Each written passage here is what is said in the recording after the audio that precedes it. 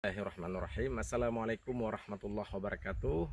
Salam hormat saya Mahfudin Ismail, anggota DPR KPD dan juga sekaligus Ketua Partai Aceh Kecamatan Gelempang 3, kepada seluruh masyarakat PD dan PD Jaya, terkhusus kepada masyarakat Kecamatan Gelempang 3 PD dan juga terkhusus pada masyarakat Kecamatan Bandar Baru PD Jaya. Alhamdulillah pada hari yang sangat berbahagia ini, Selasa 2 Juli tahun 2019, saya melakukan kunjungan kerja ke sini melihat secara langsung pembangunan jembatan penghubung Alua Bobot dan juga pengerasan jalan di seputaran ini. Program ini saya usulkan dahulu di tahun 2017, yaitu dari sumber dana OSUS PD yang kemarin menjadi hak kewenangan pemerintah Aceh, lebih kurang 1,8 miliar dengan dua item, yaitu item jembatan 1,3 miliar pemirsa, dan juga pengerasan lebih kurang 500 juta. Alhamdulillah hari ini saya bisa melihat langsung keadaan ini telah dibuat. Semoga ini adalah program 2017 yang lalu.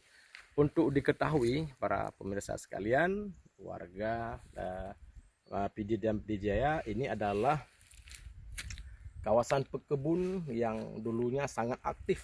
Masyarakat melakukan aktivitas perkebunan di daerah ini, yang tempo hari mereka ternyata dalam beberapa tahun ini sudah tidak aktif lagi, mengingat infrastruktur daerah ini sangat tidak mendukung.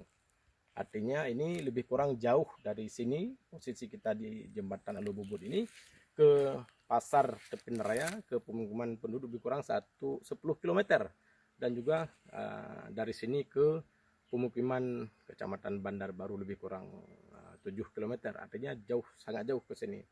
Kemudian masyarakat sudah enggan ke sini melakukan aktivitas pertanian perkebunan di sini. Maka kemarin mereka mengusulkan anggaran kepada saya, mengusulkan aspirasi kepada saya. Alhamdulillah hari ini aspirasi mereka sudah tertampung dengan baik, walaupun belum sempurna. Untuk ke depan saya coba melakukan komunikasi dan komunikasi dengan yang intens dengan pejabat PD dan juga anggota